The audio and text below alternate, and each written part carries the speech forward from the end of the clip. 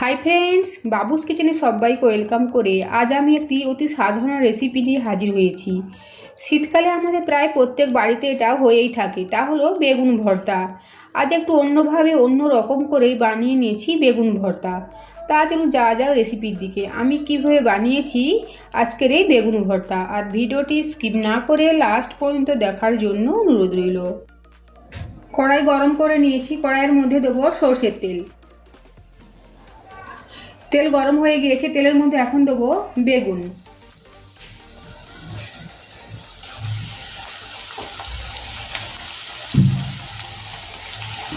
একটা টমেটো আমি দুভাগ করে নিয়েছি।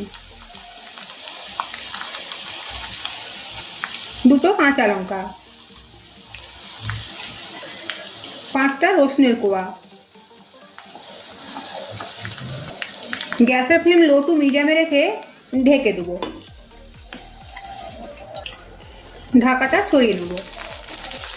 বেগুন টমেটো সবগুলোকে উল্টে দেবো।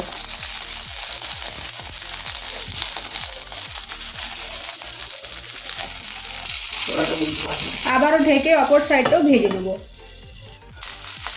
বেগুন টমেটো ভালোভাবে ভেজে নিয়েছি এপিট ওপিট উল্টে।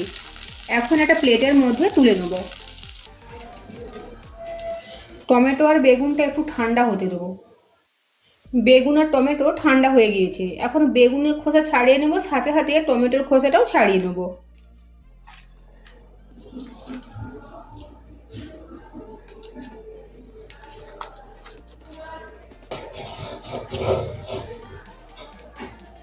বেগুন আর টমেটোর খোসা ছাড়িয়ে নিয়েছি।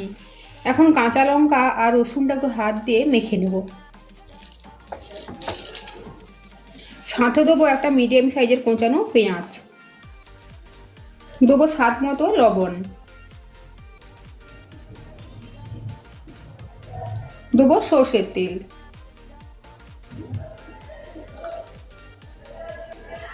লবণ সর্ষের তেল পেঁয়াজের সাথে ভালোভাবে মেখে নেব। দেবো কোচানো ধনে পাতা। ধনে পাতাও ভালোভাবে মিশিয়ে নেব। এখন টমেটো আর বেগুন আবারও হাত দিয়ে একটু ভালোভাবে চটকে নেব।